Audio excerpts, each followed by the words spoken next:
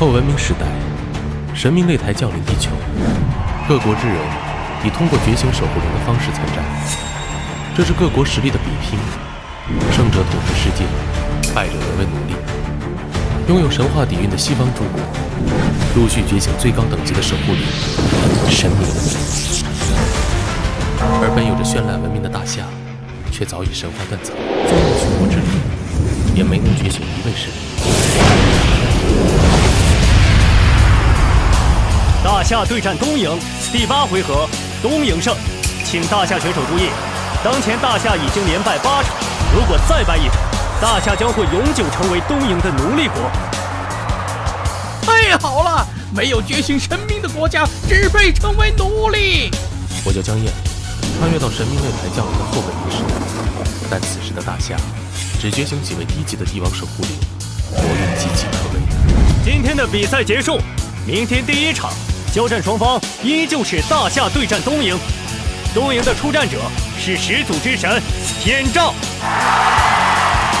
所有人立刻前往英灵殿，翻阅古迹，不惜一切代价查出神像真名，唤醒神像，觉醒神明。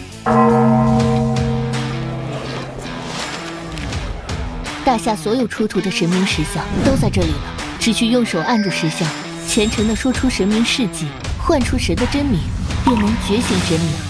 同学们，大夏的未来就托付在你们身上了。怪不得大夏的守护灵少之又少，大夏文化断层，古籍缺失，别说神话诸神，就是古代历史，对这个时代的人来说，也完全就是陌生的存在。江燕，快来一起查资料吧，留给我们的时间不多了。我不用查资料，这个时代的人不认识诸神，但我不一样。3清4御，5老6死，尽管还有部分神明石像尚未出土，但这些也已经足够了。同学，你刚才说什么？我说这些神明我认识。江哥，都这个时候了，你就别开玩笑了。没有人认识大夏众神，我们今天但凡能从这么多残缺的古籍中成功唤醒一位神明，那已经是大夏之幸了。别管江燕了，时间紧迫，我们继续查资料吧。从谁开始觉醒？明天第1场交战双方依旧是大夏对战东瀛，东瀛的出战者是太阳女神天照。天照区区倭国伪神，也配称始祖？今天我就让世人见识见识，什么才是真正的始祖之神。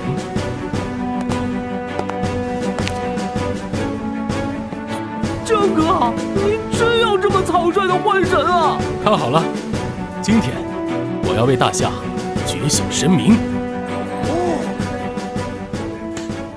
书同文，车同轨，立先秦，率万仙征伐诸天神魔，将黑龙旗插遍9天10地，天下一统自他而始，后世奉其为祖龙。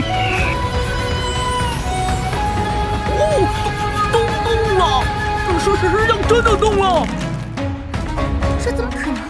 难道江燕真的认识这位神明？高卧9天无忧事，胜负胜败称始皇。他就是大夏的始祖之神，大秦仙庭之主，始皇嬴政。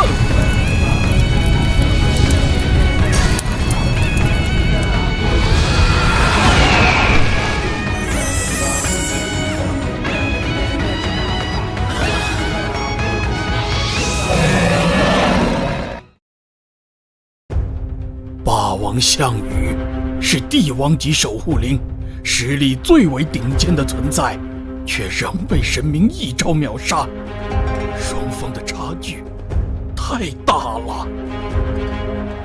可哪怕是帝王级的守护灵，大夏也已所剩无几。难道明天大夏真要沦为奴隶了吗？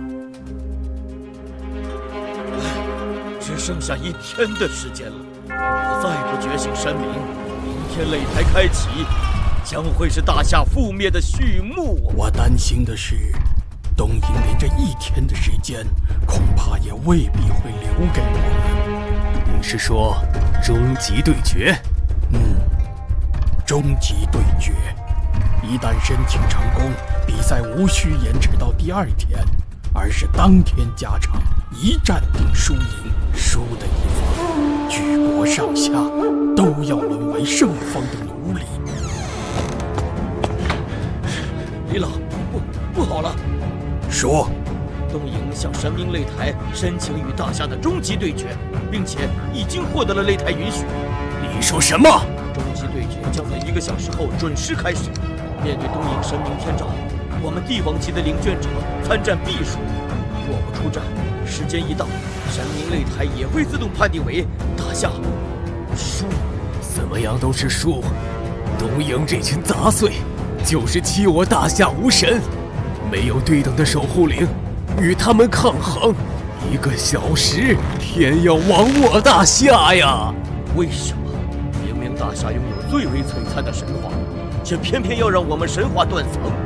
难道大夏王国真就是天意吗？老子不甘心啊！人乃始皇嬴政，执掌上古先秦，统御9天10地，上者万古，有如神明，这是神明。难道我们大夏又醒神觉醒了？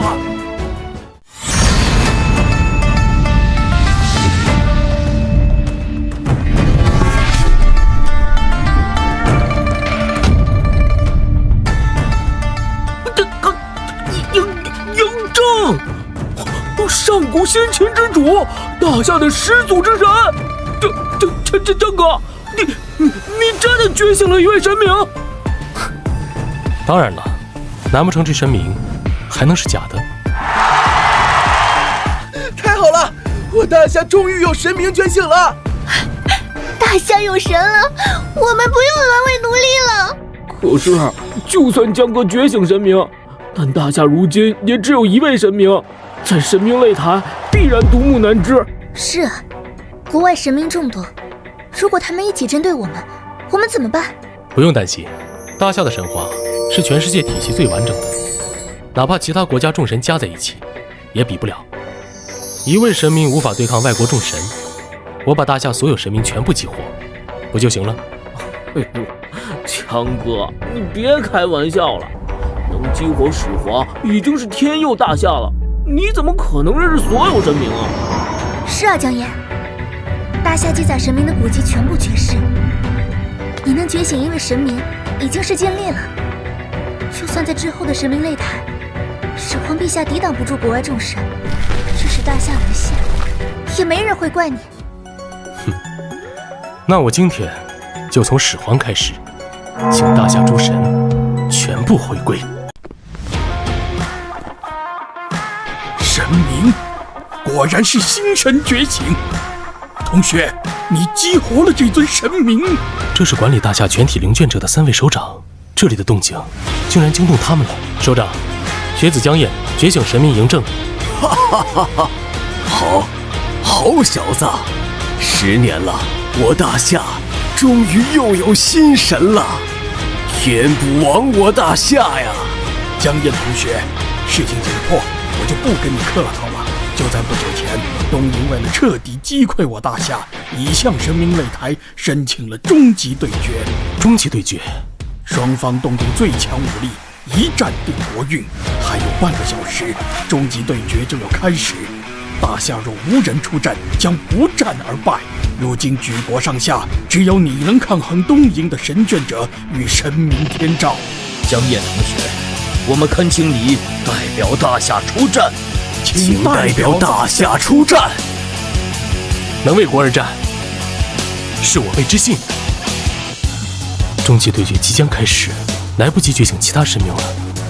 也罢，既然东瀛这么迫不及待要自取灭亡，那我自当如他们所愿。欢迎回到神明擂台。今日加赛的特殊情况，想必各位也都知道了，就是东瀛申请了与大夏的终极对决。这一战，大夏输定了。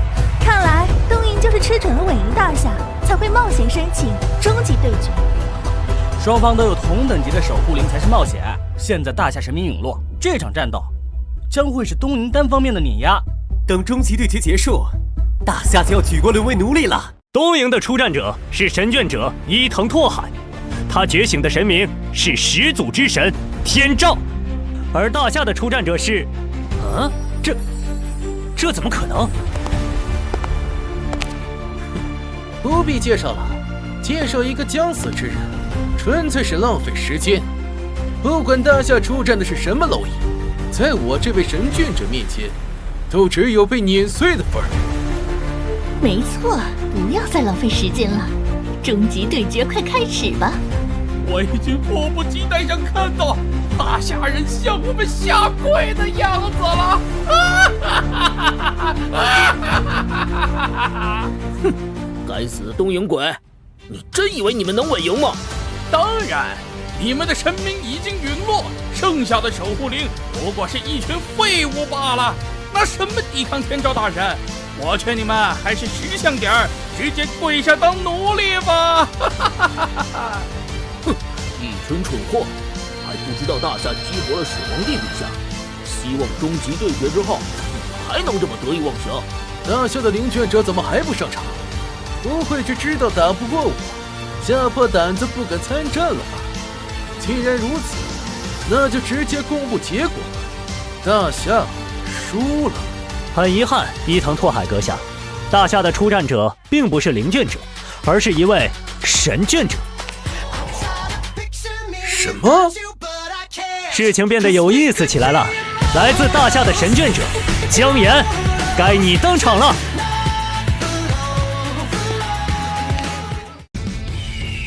什么神卷者？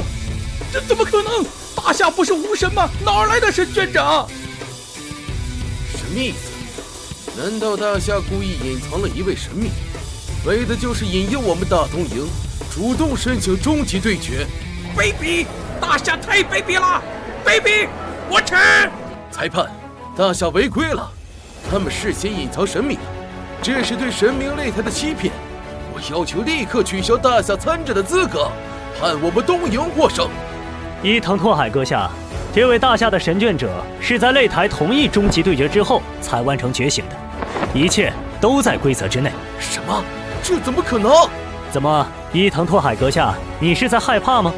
还是说，你对你们东瀛最强的始祖之神天照大神没有信心？胡说八道！我怎么会怕？大夏区区一个刚觉醒的神明，也敢与我天照大神争辉？听从我的召唤，降临于此吧！东瀛至高无上的神明，天照大人！是天照大神，天照大神降临了！看到了吗？该死的大夏人，这才是真正的神明！天照大神曾以一人之力击败过3个同级别的天主神明。哼，区一个新神，实力能有多强？在天照大神的始祖神力之下，你们大夏的神不过是土鸡瓦狗，最终也只会化为灰烬。真神不出，什么臭鱼烂虾都敢自称始祖了。也罢，今天就让你们见识见识，什么才是真正的始祖之神。恭请始皇嬴政。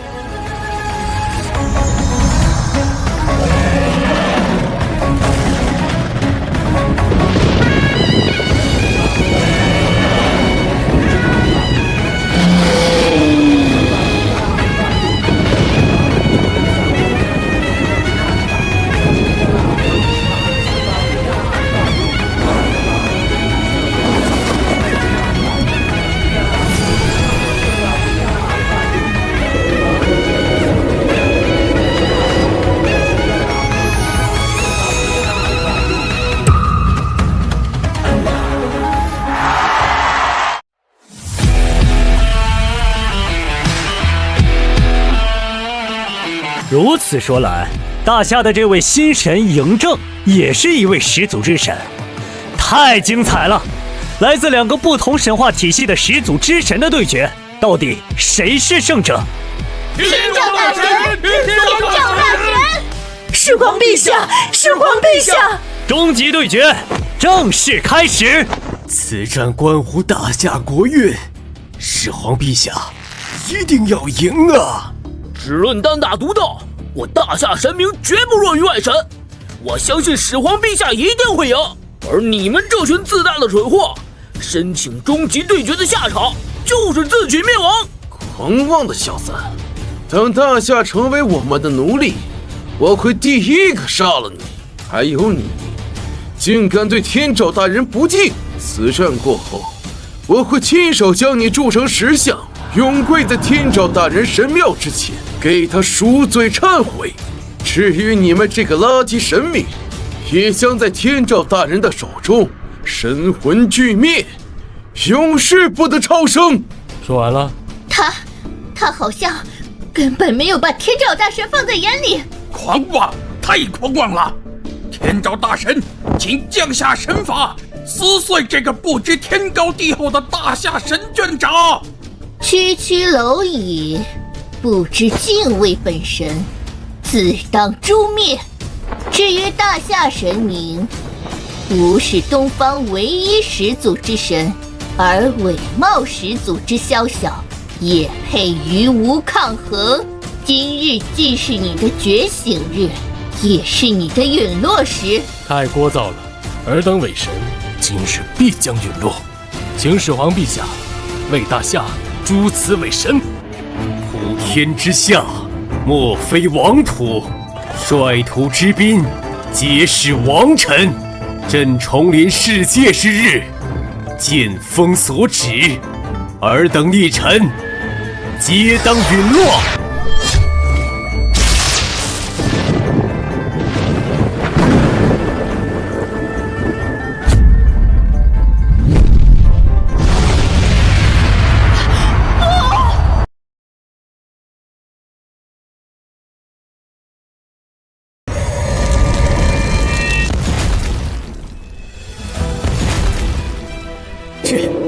这股力量好强，我的灵魂都在颤抖。威压，这个威压，我感觉我的骨头都要碎了。这个名为嬴政的大夏神明，怎么那么可怕？大夏这个新觉醒的神明，为什么会这么强？天照大神能挡住吗？这可是终极对决，如果输了，我们东瀛就完了。在人神并存的上古时代，部分神明发现凡人死后的魂灵之力可以让其快速提升神力。受够了枯燥修炼的他们，选择抛弃人间战乱，让凡人自相残杀，沦为他们神力提升的养料。这个神已经不是神力，而是魔。在神魔的操控之下，神州破碎，民不聊生。彼时在赵国当质子的嬴政，敏锐地发现人族战乱的根源。周王室衰败之后，人族战乱至今有400年，但这不是人族的内斗，而是人与神之间的对抗。天下万人皆有自己的生存方式，绝不该沦为神魔的养料。吾乃嬴政，吾当终止这一切，为人族立命。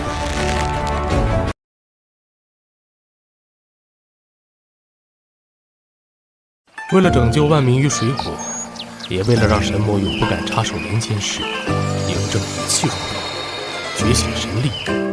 他率领人族强者逆伐神魔，众神陨落之日，也是破碎的神州在他手中一统之时。时大秦先停，人神之战已了，大夏神州一统。自朕而始，此后神在天上，人居人间。朕唯愿后世皆可自主，人人如龙。神魔都曾在他剑锋之下陨落，区区天照又算得了什么？不可能，这一定是虚张声势。天照大神是东瀛最强之神，击败过3位同级神明，绝不可能输给一个大夏新神。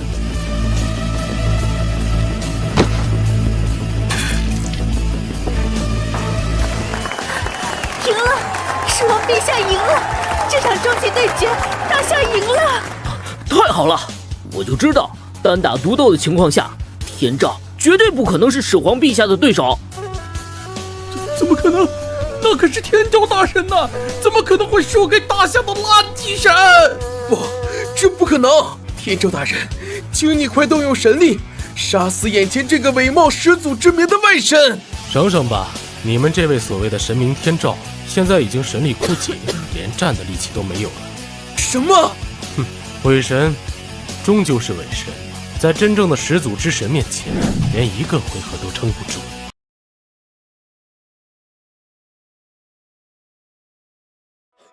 不可能，这绝对不可能！天照大神，您可是我们东瀛的至高神明，是全国上下的信仰啊！你快站起来，杀了他们！我不甘心啊！这就是你的遗言了吗？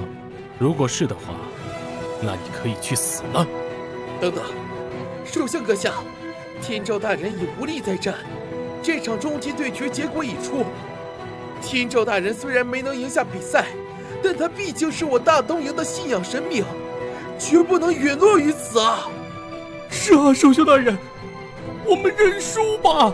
现在认输也不至于让天照大神陨落。这场终极决斗，我东瀛国认输了。对，我也不打了，我认。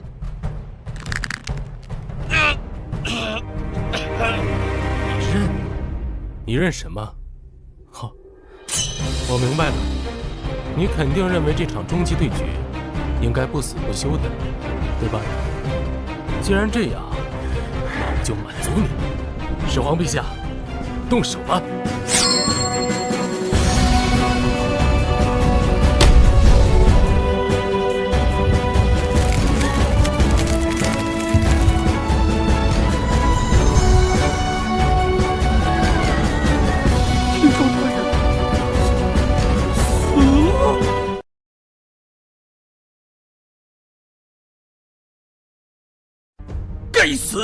该死的大夏人！我们一定要认输了！你竟然还痛下杀手，击杀我国神明，你太卑鄙无耻了！我抗议！我国选手分明已经要投降了，但是大夏的选手依然动手击杀天照大神，这是违反规则。没错，大夏神眷者违反规定，恶意击杀我方神明，希望神明擂台还给我方一个公道，将此战结果判定为大夏输。对，判定大夏输。真不好意思，你们的这位参赛者可没有亲自认输，所以我只好让你们的垃圾神去死。该死的大夏神眷者，该死的大夏神明，早晚有一天我要杀了你这个混蛋！哎，手下败将，还想着杀我江哥？哼，还是先想想你们自己怎么收场吧。没错，按照终极对决的规则，输掉的一方将沦为胜方的奴隶。从今天开始，东瀛的国土、资源、财富，甚至人力，都将归我大夏掌控。可这一切都是江燕为我们迎来的，是始皇陛下为我们迎来的，还是大夏的英雄？山本首相，准备好签字吧。哼，行，我绝不同意让东瀛成为大夏的奴隶。哼，怎么，山本一郎，你们是想违反神明擂台的规则不成？违反规则的下场，可是整个国家被直接抹除，比沦为奴隶要惨上几十倍。我当然不敢违反规则，但规则也规定了，终极对决的输方若不甘心沦为奴隶国，还有最后一个机会，那就是申请众神裁决。众神裁决？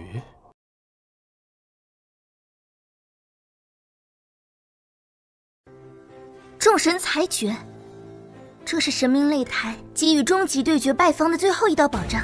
若败方不愿意举国沦为奴隶，则可以向交战双方之外的其他所有国家寻求帮助，由他们投票决定败方的命运。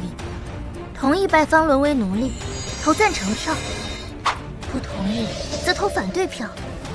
一国一票，少数服从多数。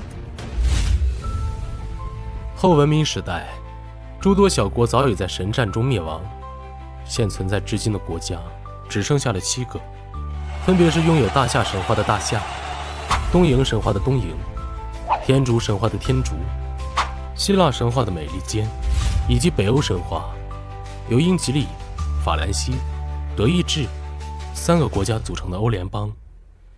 这场众神裁决，除了交战双方，还剩5个国家，一共5票。这5票决定着东瀛的命运。威廉先生，各位手下，如果东瀛沦为大夏的奴隶，只是让大夏国力提升，你们得不到一点好处，我相信这是诸位不愿意看到的。但如果你们愿意投反对票，避免东瀛沦为大夏的奴隶，我可以保证，愿将东瀛一半的国土、资源和人力交给5位掌管。拜托了。啊？什么？为了不成为我们的奴隶，转而去讨好其他国家？混蛋！既然东瀛申请众神裁决，那么现在东瀛的命运将掌握在美利坚、英吉利、法兰西、德意志以及天竺5国手中，请5位首相做出你们的选择。山本首相，你真愿意将一半国家交给我们？神明擂台见证，我敢反悔吗？好，各位，这是我大夏与东瀛之间的对决，希望你们不要插手，还请即刻终止众神裁决。虽说这是你们2国之间的较量，但既然东瀛不想成为你们的奴隶，那我们也不能坐视不管。我拉姆代表天竺国，反对东瀛沦为奴隶。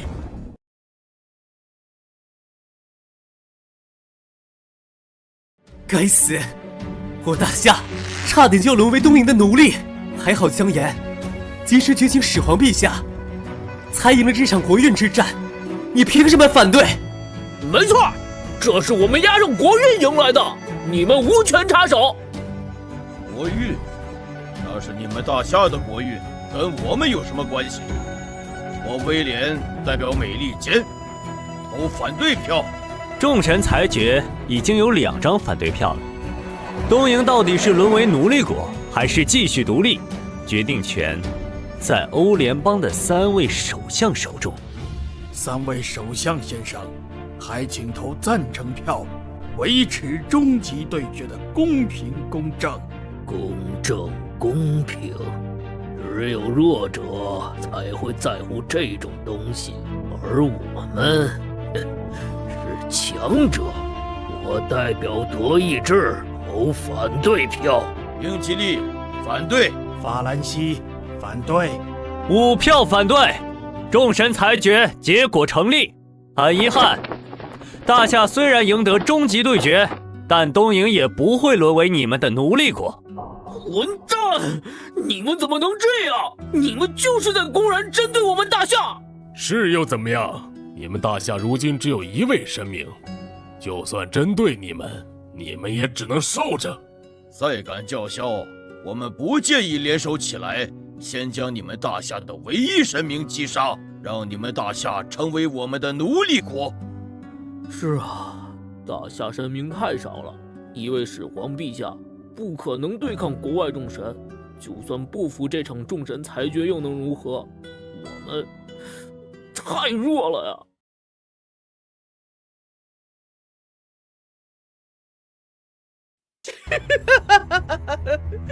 姜岩，就算你能侥幸觉醒神明，赢了这场终极对决又能怎样？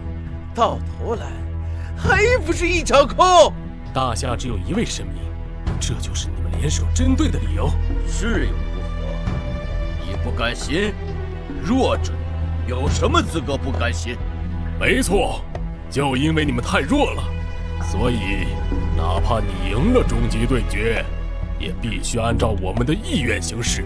弱者在强者面前，只能顺从，没有反对的资格。姜燕，别说了，众神裁决的结果不可更改，我们不认也得认。希望你们都能记住今天的耻辱。李老，我这个人最受不得辱，有仇当场就要报。什么？自神明擂台降临，大夏因神明稀少，被时刻刻地处在耻辱之中。我既然来了，那就要改变这个结果。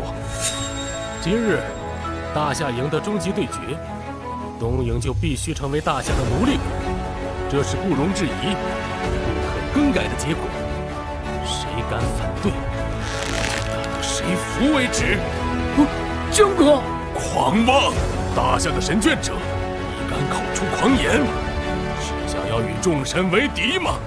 众神，西方众神，在我眼中不过是土鸡瓦狗，与之为敌又当如何？既然投了反对票，那就要付出代价。就从你们天竺开始吧。啊，他想干什么？我大夏神眷者姜燕，在此向神明擂台申请，与天竺国展开终极对决。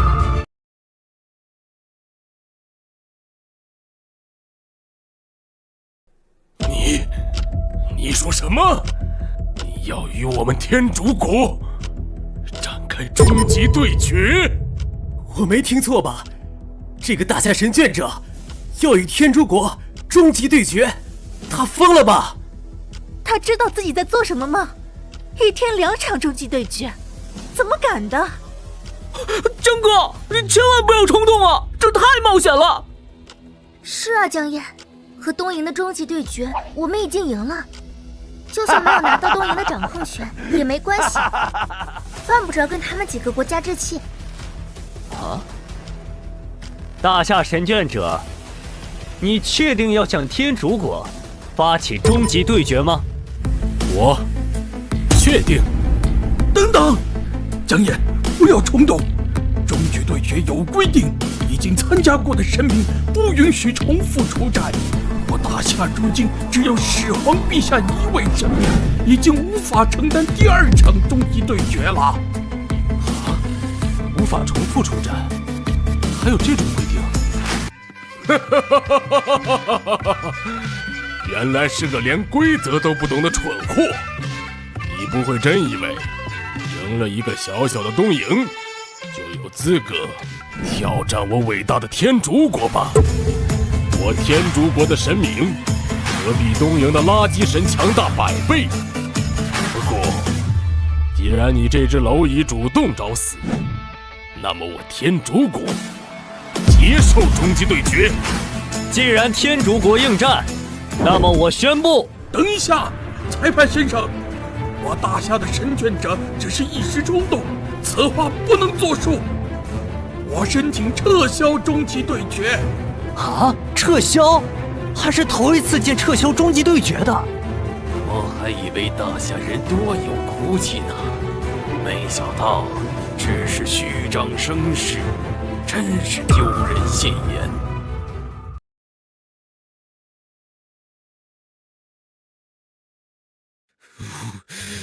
混蛋！很遗憾，根据神明擂台至高无上的规则，一旦挑战被接受，终极对决即刻成立，不可撤销。不可撤销了吗？怎么办啊？嬴政陛下无法重复出战，这场终极对决还能让谁来出战啊？完了，我们恐怕输定了。没事儿，能赢下东瀛已经够了。这一战就算赢不了天竺，我们也让全世界见识到了大夏神明的威力。怎么都一副愁眉苦脸的样子？谁告诉你们我们输定了？我既然敢申请终极对决，自然就有必胜的把握。谁又告诉你们我大夏只有一位神明？你什么意思？嬴政陛下不能重复出战，我便再为大夏觉醒第2尊神明，甚至更多。哼，你以为神明是什么容易激活的东西吗？你想觉醒就觉醒，敢口出狂言，我倒要看看你怎么觉醒。这场终极对决，我天竺国的出战神明是我国神话中至高无上的创世之神梵天大神。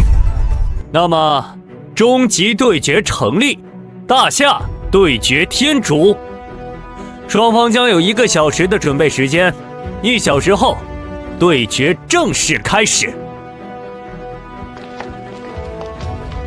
江哥，梵天可是天竺神话中的3大主神之一，是造物与创造的神明。我们大夏有同等级别的神吗？是啊，江琰，级别越高的神，激活程度肯定越难。你真的还认识第2位神明吗？江琰，你说你能为大夏觉醒第2位，甚至更多的神明。接下来，你打算激活哪一位对战梵天？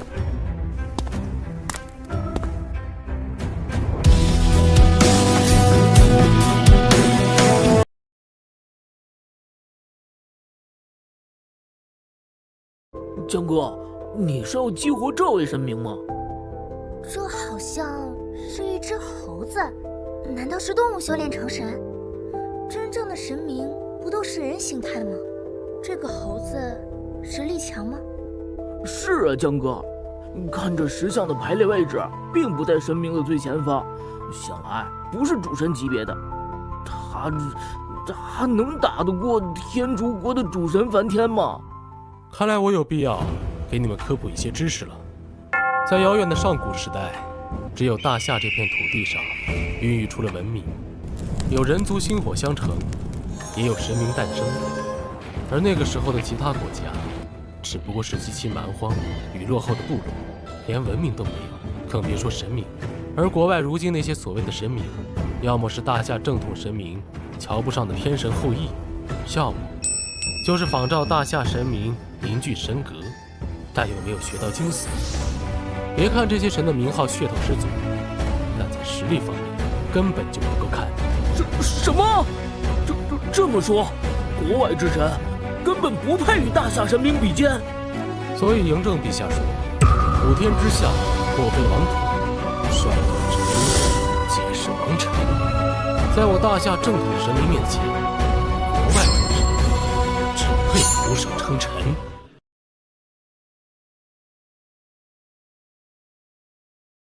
怪不得，我就说大夏明明拥有那么多神明，为何会神话断层？原来是太久远，太古老了。也正是因为大夏正神不出，才会让国外那些偏神伪神放肆。啊，那江琰，这尊神明他到底是？女娲补天石落处，灵明石猴孕育时，大品天仙速长生，八卦炉中炼不朽。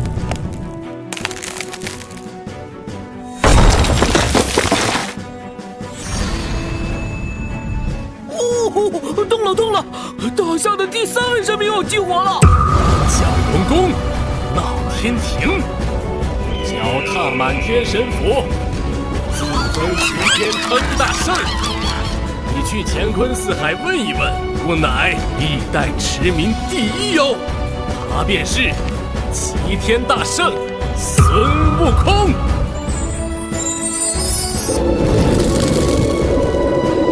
俺老孙来也！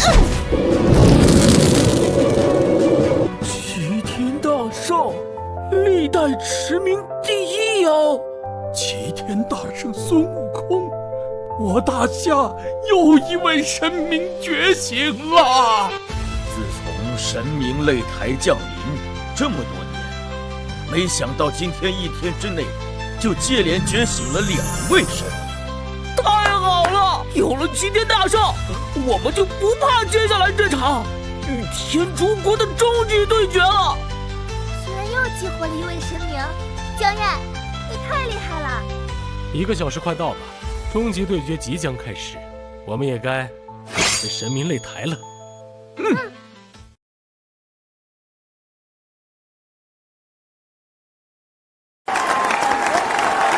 没想到一天之内，竟会接连发生2场终极对决。此次的对决双方分别是大夏与天竺。接下来有请天竺国的出战者神眷者库马尔，他觉醒的神明是创世之神梵天。而大夏的出战者依旧是神眷者江燕，但不可思议的是，他在短短的1个小时之内，竟然觉醒了第2位神明。什么？那个该死的大夏神眷者觉醒了第2个神明？这怎么可能？不是说大夏神话断层了吗？为什么他能在1天之内接连觉醒2位神明？现在，请江燕觉醒的第2位神明齐天大圣孙悟空显露真身。齐天与天同期，好大的口气！这个齐天大圣，难不成又是一位和始皇帝同级别的神明？如果真是这样，天竺有可能会输啊！大圣，请现身。什么？这所谓的齐天大圣，竟然是一只猴子！哈哈哈！一只猴子，这就是你们大夏的底牌？江燕，我还以为你又觉醒了什么恐怖的神，没想到竟然是只猴子。你不会指望这只猴子打败我们的创世神梵天吧？我劝你们还是别比了，现在跪下认输，当我们的奴隶国吧。希望待会儿你们的伪神被大圣击杀之后，你还能这么嚣张。不自量力的大夏人，我现在就让你和这只猴子见识真正的神明神威。梵天大神，请降临吧！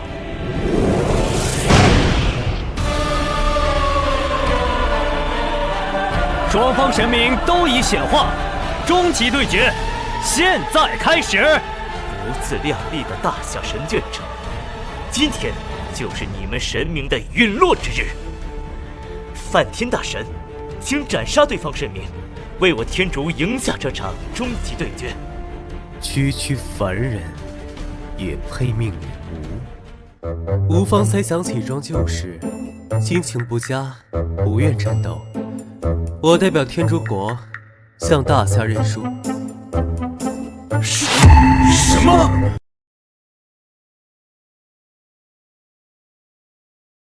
心情不佳，不愿战斗。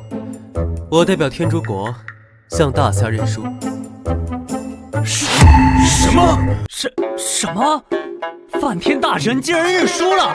这是什么情况？他怎么能对大夏认输？啊，这怎么回事啊？天竺国的神明这就认输了？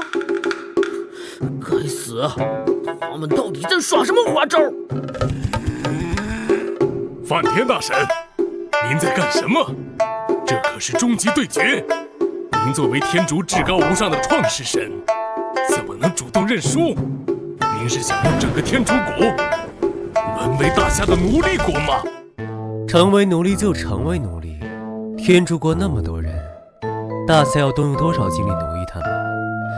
等把大夏人都累死了，自然就不会奴役他们了。什么？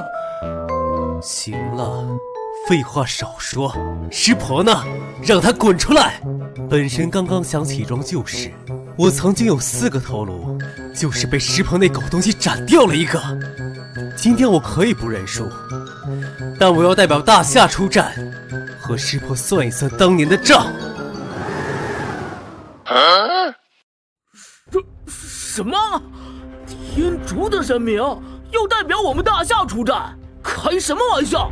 梵天大神和湿婆大神，他们都是我们天竺国的主神，怎么会有这种恩怨？梵天大神，您与湿婆大神的恩怨可以私下解决，但这里是神明擂台，不是解决私怨的地方。裁判先生，梵天大神主动认输，并非我天竺国的意志，因此不能算数。我们申请更换一位神明参加终极对决。这种情况确实是神明擂台头一次发生。不过按照擂台规则，在神明不愿意参战的情况下，其所属国确实有权利更换一位神明参战。你们要换成哪位神明？我们要换成天竺国的毁灭之神湿婆大神。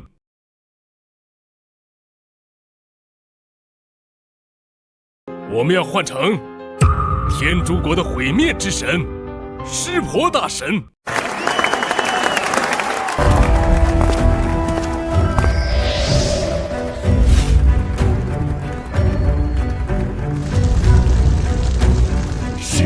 湿婆大神，我们天竺神话中的最强神明。湿婆，哼，你这狗东西终于肯露面了，你还本神头来！丢人现眼的东西，看不到这里是什么场合吗？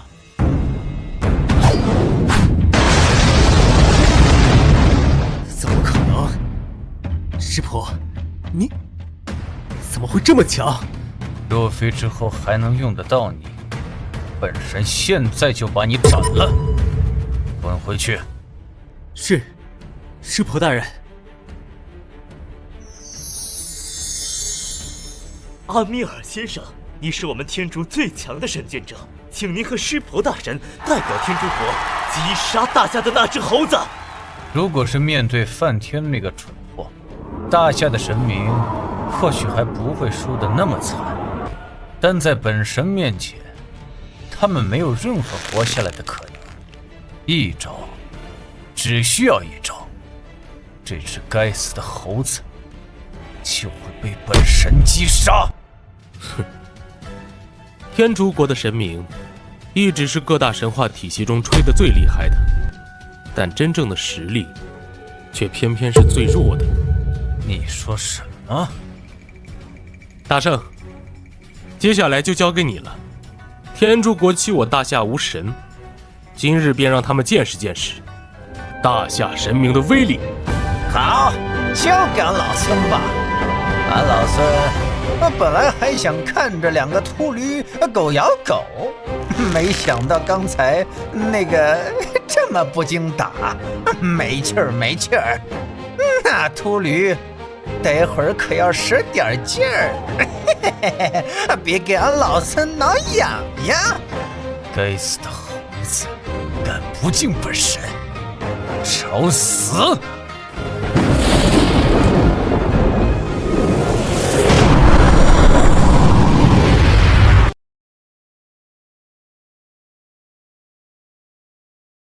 死的猴子，敢不敬本神，找死！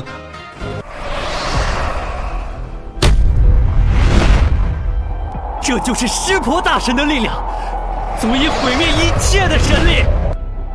没错，连梵天大神都挡不住湿婆大神的追击，就更别说这只猴子了。我赌他1个回合都撑不住，这场终极对决，大夏国输定了。活该！谁让他们不知死活，还敢主动申请终极对决？你们输了，可不像我们东瀛那样会有其他国家帮助。你们输了，就要彻底沦为奴隶国了。放屁！我们大夏绝不可能输！们大夏的神明也绝不可能败。没错，擂台上见真章吧。哦，这就是你的力量，太弱了。什么？师婆这一击竟然没伤到这只猴子分毫？怎么可能？难道这只猴子也是主神级别的神明？竟然比梵天那个主播还要强！你的回合结束了，现在轮到俺老孙了！神老孙一棒！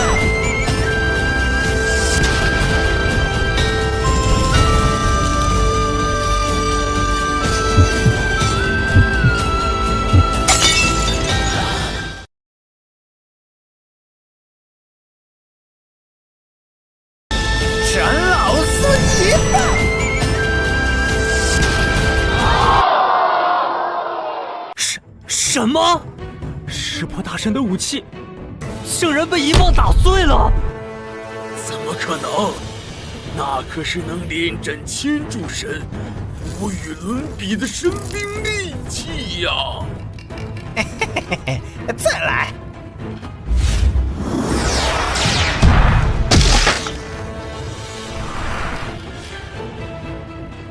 捡老孙2棒，竟然还能起来！你这秃驴倒是有点本领，再来！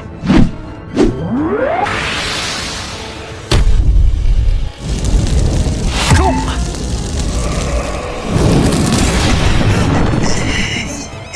该死的猴子！我承认，你的神力超出了我的意料，但这场终极对决也该结束了。这是坦陀罗，是湿婆大神的坦陀罗之舞。湿婆大神又认真了，他又动用真正的神力了。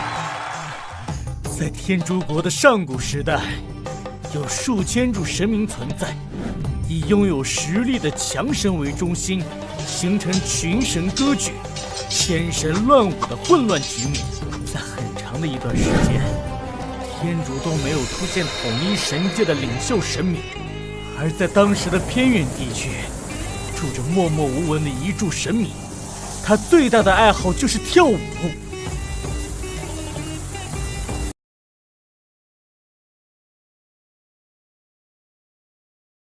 他最大的爱好就是跳舞。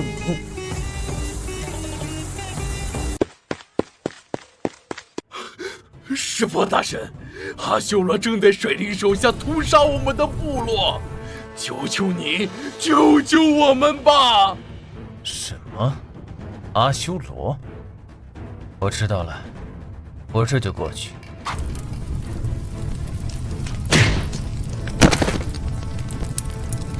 哈哈哈哈哈！统治这个部落的首领是谁？赶紧让他滚出来受死！我们的首领是毁灭之神湿婆大人。毁灭之神，哈哈哈哈哈哈！一听这个名号，就是个不入流的低等神明。但就在那天，实力在数千柱神里也能排得上前列的阿修罗，却遭到了毁灭之神湿婆的碾压。阿修罗败了，湿婆击败阿修罗的消息传了出去，其他诸神这才意识到，在神界的偏远之地，竟还藏着这么一位实力恐怖的毁灭之神。于是，实力靠前的那些神明坐不住了，都想要打败湿婆。然而，我只是想安安静静的跳舞，你们为什么非要打扰我呢？随着湿婆接连打败众神，终于引起了天竺最强神明，被数千诸神奉为众神之王的雷神因陀罗的关注。那一天，天竺神界爆发了最强神明之战。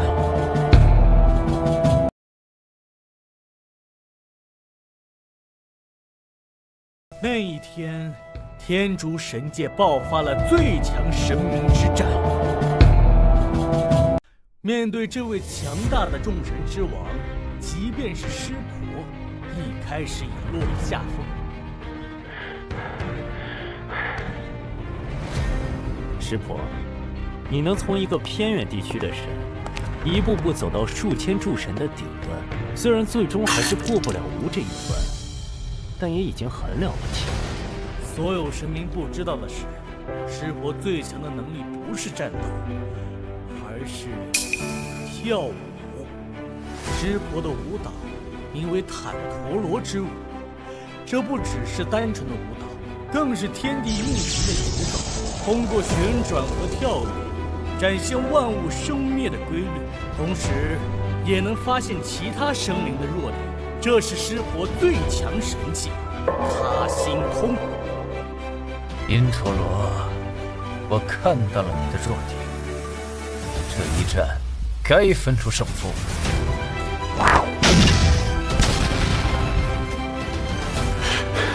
就这样，师婆站在了众神的顶端。师婆，师婆！孙悟空，自我登顶数千柱神顶端之后，能让我在战斗中跳出坦陀罗之舞，你是第一个。把本神逼到这种程度，你足以自傲了。不过现在，我看到了你的弱点，或者说你的执念。执念？俺老孙自出世以来，下闯地府，上闹天宫，还从未有过什么执念，是吗？你倒是说说，俺老孙有什么执念？你的执念就是释迦，或者说如来。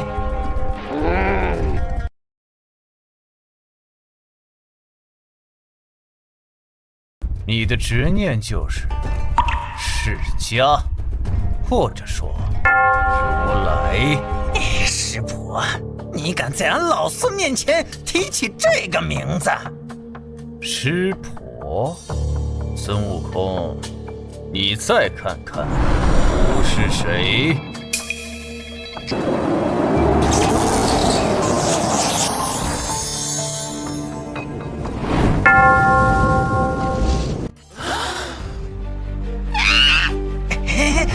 如来！怎么回事？大圣遇到这个佛陀，为什么会变得这么暴躁？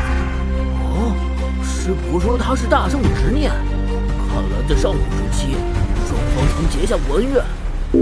阿弥陀佛，你这货，当年不以万月之力，将你镇压在五行山下500年，不曾想仍未磨灭你顽劣本性。既然如此，吾今日便彻底度化你。好强的威压，这就是创世主神的威力吗？哦，糟了！这尊佛陀曾经镇压过大圣，如今被师婆抓到这一点，故技重施，大圣能挡住吗？不会再次落败吧？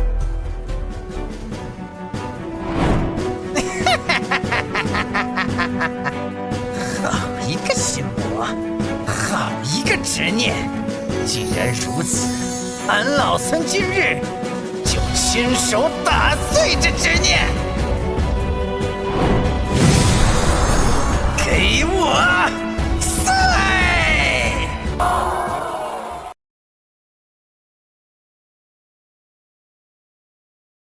俺老孙今日就亲手打碎这执念！给我碎！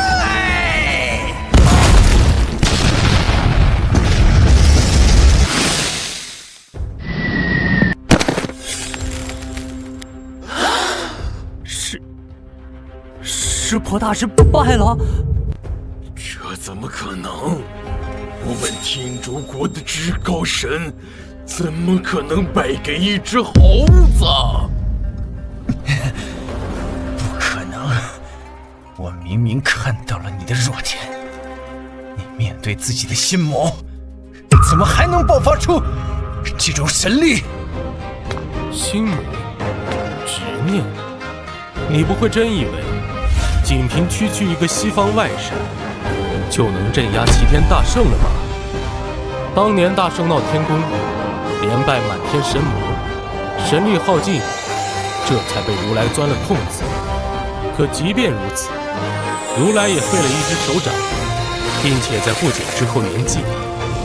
如今大圣的神力重回巅峰，不管是如来还是师婆，在他面前都只是一个上不了台面的宵小之辈。吾不敢！我宣布，今日第2场终极对决，大夏对战天竺，大夏胜！赢了！又赢了！大圣击杀了师婆，我大夏的第2场终极对决赢了！太好了！没想到老子在1天之内2次亲眼见证大夏赢了终极对决。这要是放在以前，我连想都不敢想。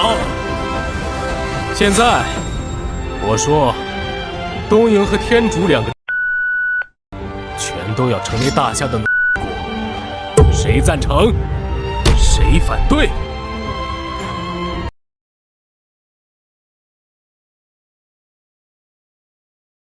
东瀛和天竺2个全都要成为大夏的，谁赞成？谁反对？该死！那个该死的大夏人，他竟敢这么挑衅我们！不知天高地厚的东西，在现存的神话体系中，除了大夏，就属东瀛和天竺的神明最弱。别以为赢了2场终极对决，就有资格挑战我们的神明了。废话少说，我在问你们，是赞成还是反对？咦，太嚣张了！这个江燕根本没把我们放在眼里。那就继续终极对决，狠狠给他一个教训。没错，我们的神明也该出场了，让这个该死的江燕知道，神明之间也是有差距的。终极对决吗？大夏已经连赢2场，势头正盛。这个时候倒也没必要冒险跟大夏展开终极对决。你在担心什么？每一位神明的激活都需要用无数古籍彼此印证，才能知晓神明真名。大夏神话断层严重，1天之内觉醒2位神明已经是他们的极限了。我不信他们还能觉醒第3位。没错。就算他们运气好，觉醒了第3位神明，又能如何？我们的北欧神系与希腊神系是举世公认的最强神系，难道还会怕他大夏的弱神？大夏一直都是弱，我就要有觉悟，不要试图染指不该属于你们的东西。东瀛、天竺都不会成为大夏的国。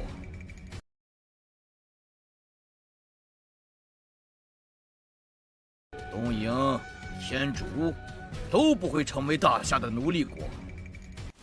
这么说，英吉利依旧要反对了？没错。既然如此，那就废话少说，终极对决见吧。又一场终极对决，这已经是今天第3场了，也就意味着大夏必须要觉醒第4位神明，才能有获胜的可能。江燕，你有把握吗？相信我。好，我大夏申请与英吉利展开终极对决。不知死活的东西，本来还想着让你们多活一段时间，既然你们着急找死，那我就成全你们。我代表英吉利接受对决。我宣布，终极对决成立，对决双方分别是大夏与英吉利。穆勒首相，你们的出战者是哪位神明？我们英吉利的出战神明是北欧神话最强的神明之一，掌管雷霆与结束的神明雷神索尔。那么，大夏的出战神明又是谁呢？江哥，穆勒那个老家伙说的没错，北欧神明确实很强，在神明擂台上面对其他神系都是胜多输少。至于雷神索尔，实力更是仅次于神王奥丁。他出手的次数虽然不多，但曾经秒杀了与湿婆同级别的神明毗湿奴。是啊，江燕，雷神索尔的实力可不是天照湿婆这种神明能相提并论的。你真有把握获胜吗？你忘了我说过什么？西方众神不过是一群土鸡瓦狗，上不了台面。江燕，你今天已经为大夏创造了2次奇迹，你敢申请第3场终极对决，说明你心中有数。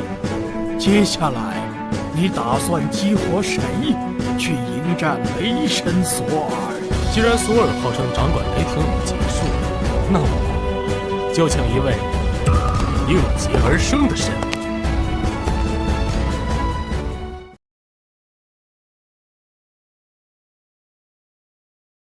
既然索尔号称掌管雷霆与结束，那我就请一位应节而生的神。应节而生，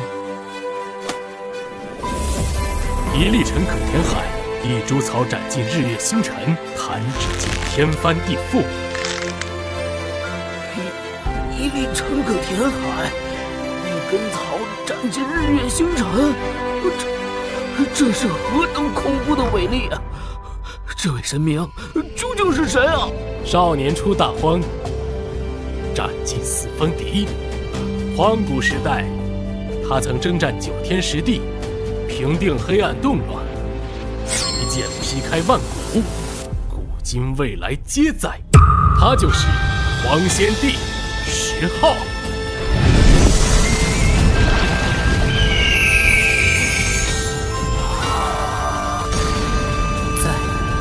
我一直都在。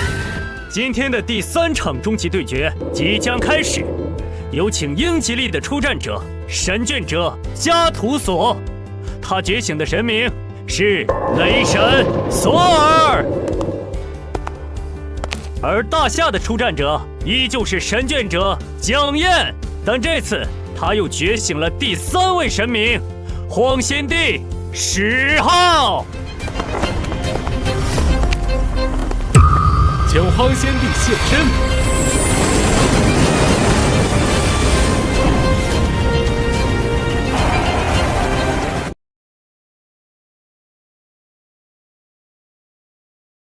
请黄仙帝现身。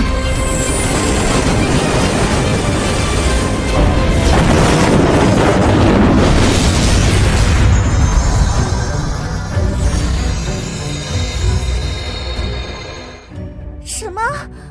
黄仙帝10号，真让他又觉醒了一位神明。看这位黄仙帝的气势，完全不弱于之前的嬴政和孙悟空。这个江燕到底是什么人？为什么认识那么多的大夏神明？黄仙帝嘛，有点意思。不过，在我们的北欧神明面前，你们大夏的神也终究只是低等神。索尔大人，请降临吧。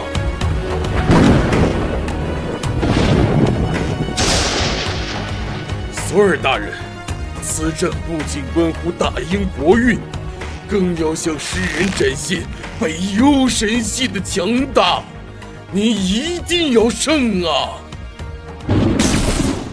第3场终极对决现在开始。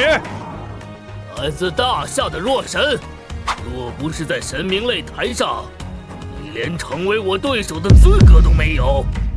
这场对决，我只出一锤，若你能接下不死，再主动跪地认输，我可以饶你一命。哼，凡人，你在笑什么？我笑你无知。你可知站在你面前的是谁？他天生至尊，出生时便被挖取至尊骨，少年时期经历七沉下界，边荒之战后身中谪仙咒，依旧活了下来。镇压黑暗路，拉到上苍之上，诡异高原的几位始祖一起出手，都杀不死他。区区一个外神，竟然妄言击杀荒仙帝，真是天大的笑话！哇，我的天！被挖至尊骨，七神下界，战斗上苍，这究竟是何等波澜壮阔的一生啊！这才是我们大夏的神明，于逆境中崛起，战至终章，一生不败。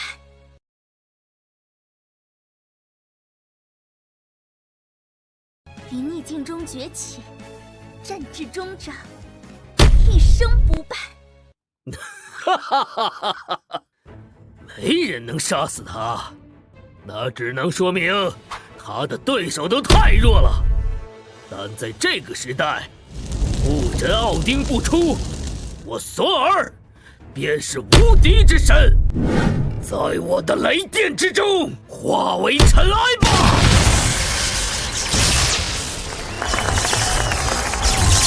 结束了，没有谁能挡住索尔大人的这一锤。要不是有神秘规则的束缚，连神明擂台都承受不住，那个什么荒仙帝必将灰飞烟灭。荒仙帝败了吗？不可能！大夏的神明单打独斗，绝不弱于外神。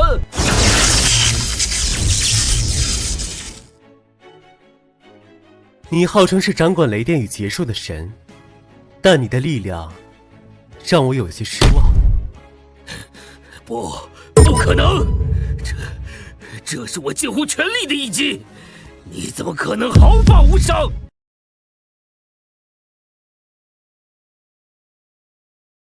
这是我近乎全力的一击，你怎么可能毫发无伤？你太高看你自己了。且不说荒仙帝本就是应劫而生，万法不侵，他更是曾修炼雷帝宝术，在雷池之中沐浴，就连天道之劫都奈何不了他。你这点雷电之力又算得什么？即便是神明，也抵挡不住天劫的力量。那大夏的荒仙帝只能沐浴天劫，这怎么可能？假的，一定是假的！我不信！大夏的弱神，就算吹嘘的再厉害，也绝不可能是我的对手。我要你死！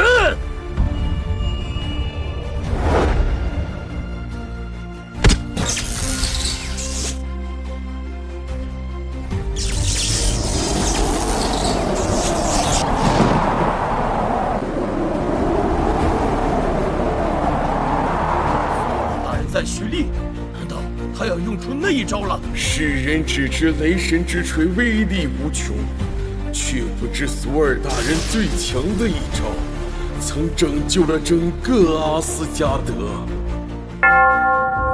众神国度的阿斯加德，在高墙的围绕下，抵挡住了来自巨人之国的多次进攻。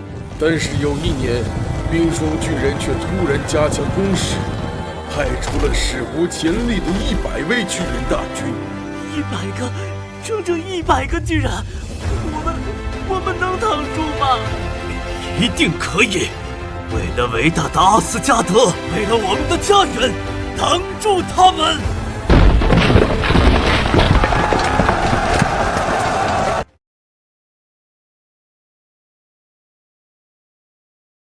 为了伟大的阿斯加德，为了我们的家园，挡住他们！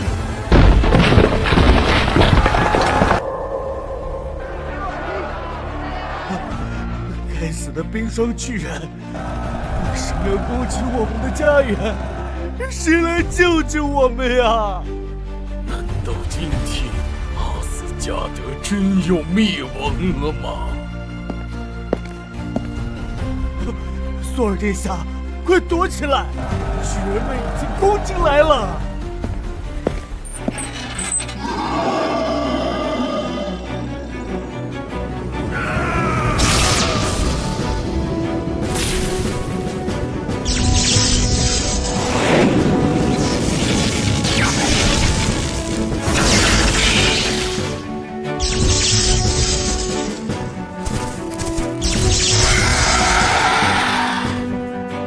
这一招就是索尔大人的终极绝技——诸神黄昏。索尔！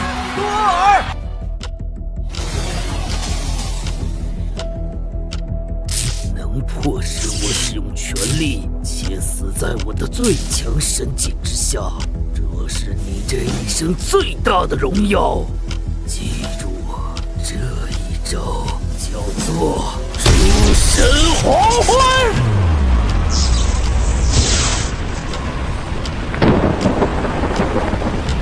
记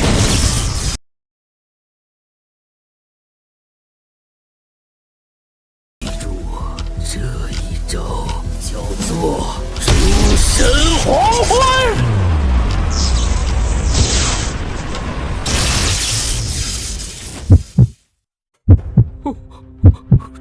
这一招的威力比湿婆与天照的攻击强了不止一个档次啊！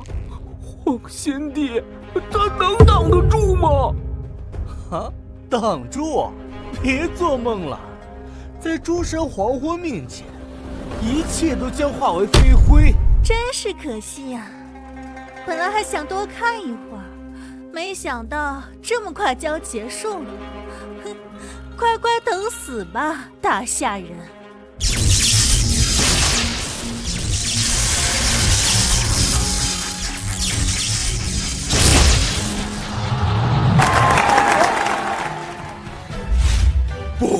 不可能！这可是索尔大人的最强神技，他怎么可能轻而易举地接下？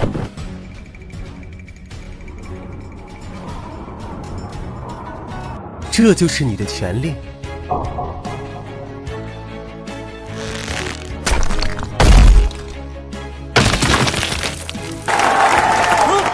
什么？雷神之锤碎了！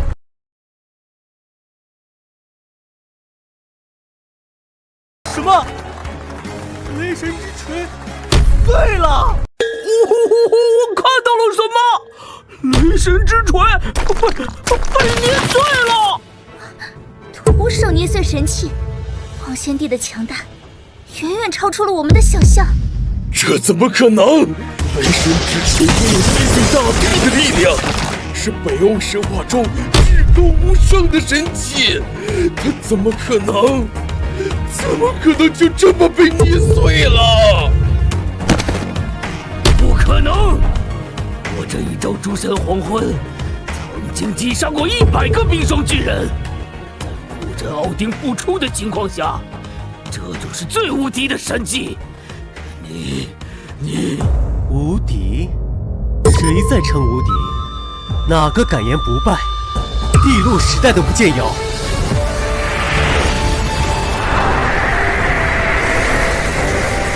好可怕的气质！还有地洛时代，那究竟是怎样一个时代？我大夏在上古年间究竟有多辉煌？自我杀上诡异高原，与那几位联手镇杀诡异始祖，彻底荡平黑暗动乱，茫茫万古岁月，再也没遇到过势均力敌的对手。本以为今日在神明擂台，我可以尽兴一战，但你的实力让我很失望。你说什么？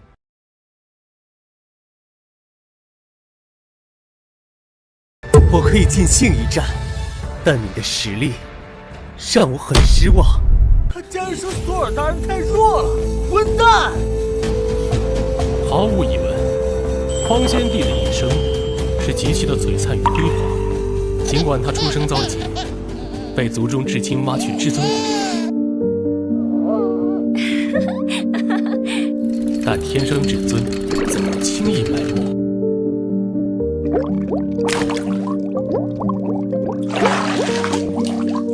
觉怎么样？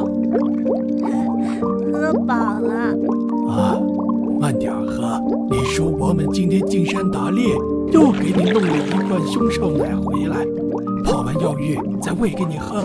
药浴和兽奶锤炼了他的肉身，助他在修道初期就突破自身极限，单臂一晃便有10万斤巨力。自此之后，荒仙地的一生都在挑战自身极限，后来更是开辟出另一个适合人族的修行体系，璀璨至极，万古第一。他这一生都在战斗，而他的名字也曾震动9天10地，压得所有同辈修士抬不起头。高原之上终极一战，打到诸事成虚，连斩数位诡异始祖，无愧于天地之名。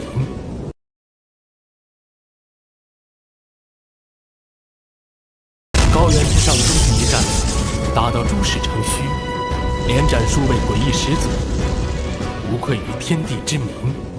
如果你的实力仅止于此，那么今日这一战也就到此为止了。你敢小看我，小看阿斯加德的荣耀！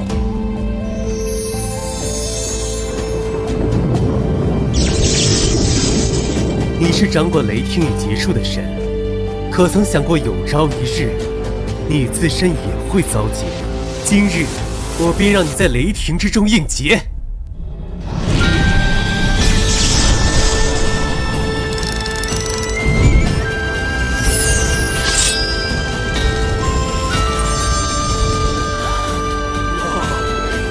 这是什么东西？查到！这是一件神器，荒天地的神器！开！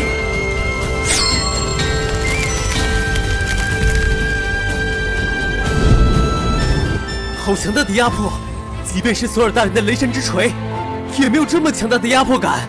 我感觉我的灵魂快要被这股杀气撕碎了，这口铡刀太恐怖了。哇，这满天浓郁的杀气，简直是要凝成实质了！这口铡刀绝对不是什么普通的神器，确实不是普通神器，因为这是斩仙铡刀。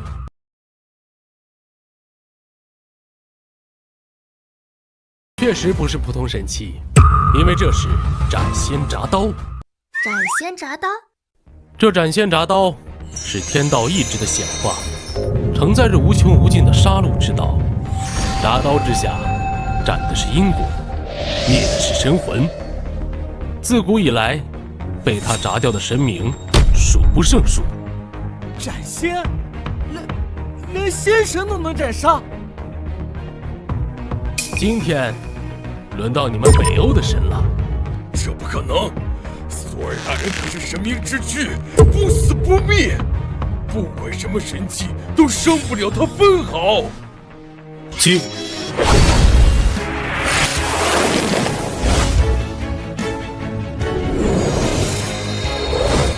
天哪，索尔大人，他动不了了！天道法则之下，以你的神力，根本撼动不了分毫。此刻，应劫吧，斩！恐怖的杀气，索尔大人能挡住这一刀吗？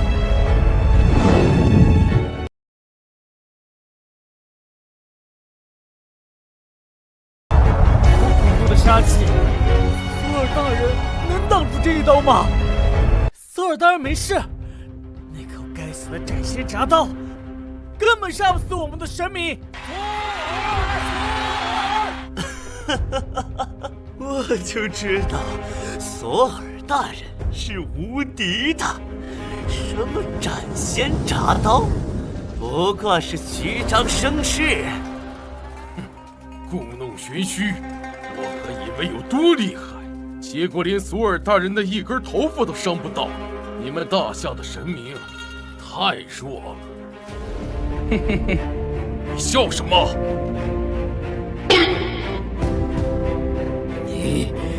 你对我做了什么？为什么我的神力正在消失？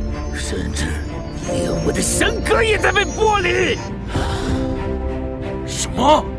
因为这一刀斩掉的是你所有过去，你的过去已经不存在了。那么，你此刻的神力、神格，自然而然也会消失。什么？这口斩仙铡刀并非直接给对手的身体造成伤害，而是直接斩掉过往，将一个人的过去直接抹除吗？这口斩仙铡刀比雷神之锤那种只会动用蛮力的神器，简直强了千倍万倍。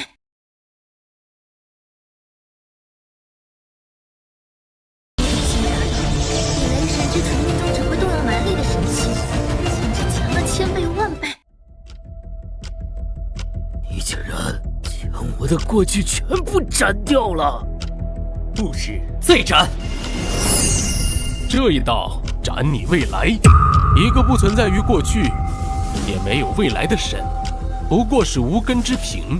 第3刀斩下，你的现在也会被彻底斩掉。到时候你不仅会死，还会彻底湮灭在这片古史之中，古今未来都没有你存在的任何痕迹。纵然诸神降临，也无法追本溯源，将你复活。不，放开我！别挣扎了，遇见荒是你的命数，也是你的结束。黄献帝，结束吧。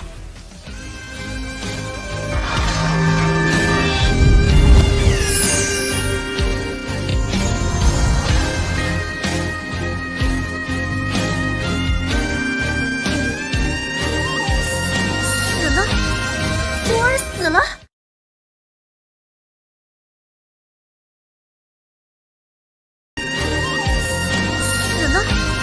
索尔死了！我宣布，今日第3场终极对决，大夏对战英吉利，大夏胜！耶！太好了，黄献帝赢了！第3场终极对决，胜方依旧是大夏，我们又赢了！索尔大人。可是我们北欧神系的主神之一，怎么会死在大夏神明手里？这下我们损失大了。而且这个该死的大夏神明还斩断了索尔的过去、现在、未来，这简直就是虐杀！他们是想杀人诛心啊！该死！两位，现在不是说这个的时候，这可是终极对决呀！按照规则，索尔输了，英吉利也要成为大夏的。嘿嘿，没错，按照神明擂台的规则，英吉利作为终极对决的败方，也要成为大夏的。放屁！英吉利号称日不落帝国，荣耀了几万年，给你们大夏的。你们休想！我们绝不答应！醒醒吧，你们的神明都已经战败了，被彻底抹除，还抱着昔日的荣耀不放，还日不落，一群输不起吧。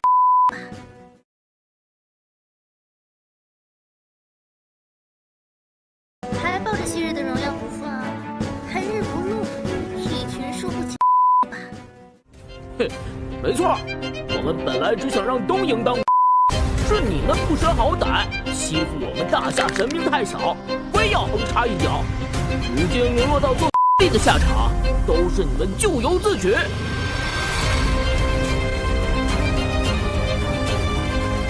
那么现在，英吉利成为大夏的，谁赞成？谁反对？两位，我们三国一体，连神系都是共用的。一旦英吉利成为奴隶国，你们两国的实力也会被大大削弱。话是这么说，但大夏展现出来的实力实在不容小觑。如果我们依旧投反对票，这个该死的江燕必然要对我们两国发起终极对决。他已经连胜3场，我们谁敢保证剩下的神明中能稳赢大夏神明？都怪那个该死的山本一郎！要不是为了替他出头，我们欧联邦何至于沦落到这种地步？主要是谁能想到大夏竟然能接二连三的觉醒神明？这个该死的江燕到底是什么来头？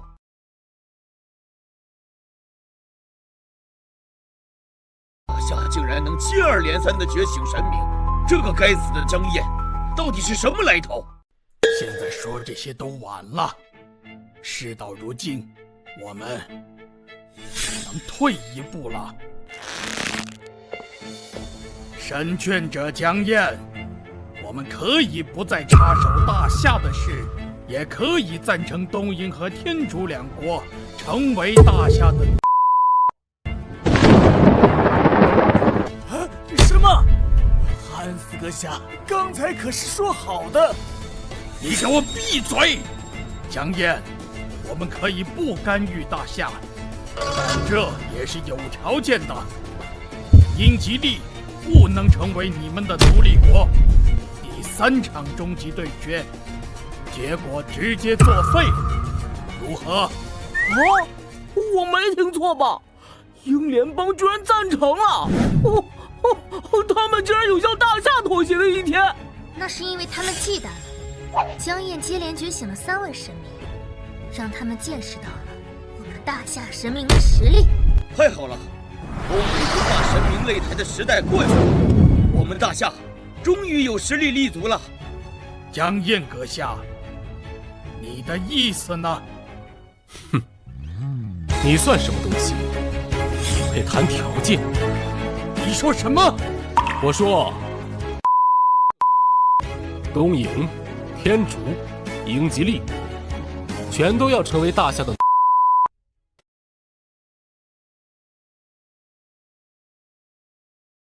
一个都不能少。至于你们是赞成还是反对，我根本不在乎，因为我刚才就说过，谁反对，我就打倒谁服。我没听错吧？江哥，他竟然没答应英联邦的条件。为什么要答应？东瀛和天竺成为大夏的，本就是江燕为我们赢来的权益，凭什么他们反对了，还不用付出代价？哎呀，话是这么说，可是欧联邦还拥有10几位神明呢。江哥觉醒3位大夏神明，这恐怕已经是极限了。再打下去，恐怕……不会的，我相信江燕。既然他不愿意妥协，那他就一定还能觉醒其他神明。大夏的神眷者，你别不知好歹！江燕，我们不再干预大夏的事，是觉得没必要继续纠缠下去，而不是怕了你。既然如此，那废话少说。这一次，我申请与法兰西展开终极对决。哈恩斯先生，大夏神眷者江燕向你们发起终极对决，你们是否应战？该死！怕什么？答应他就是了。江燕太邪门了，我不敢保证他会不会再激活1位大夏神明。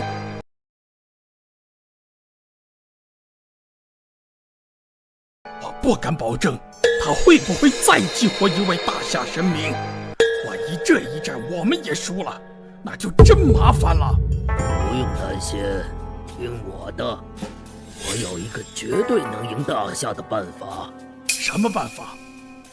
向神明擂台提出条件，双方只能派出女性神明参战。你们法兰西拥有北欧最强的女神明死亡女神海拉，至于大夏，他们的英灵殿中可是连一座女神像都没有。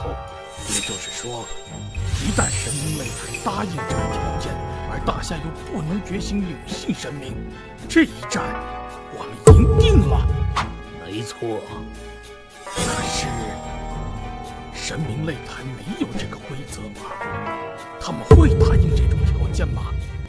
一定会的。裁判先生，我可以代表法兰西帝国答应江燕发起的终极对决，不过我有一个条件，那就是双方必须都选用女性神明参战。什么？女性神明？我们大夏没有女神像啊，很可能神话中就没有女性神明。哪怕江哥认识大夏众神，也觉醒不了女性神明啊！哎呦，这还怎么打呀？